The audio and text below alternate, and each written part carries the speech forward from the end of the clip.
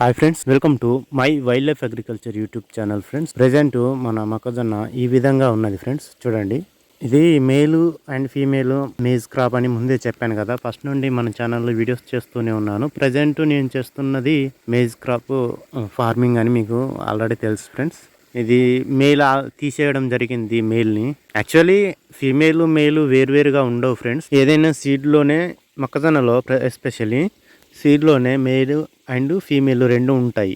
పైన ఉంటుంది కదా పౌడరు వచ్చేది, అది మేలు. అదేవిధంగా కంకిని ఫీమేల్గా అనుకోవచ్చు.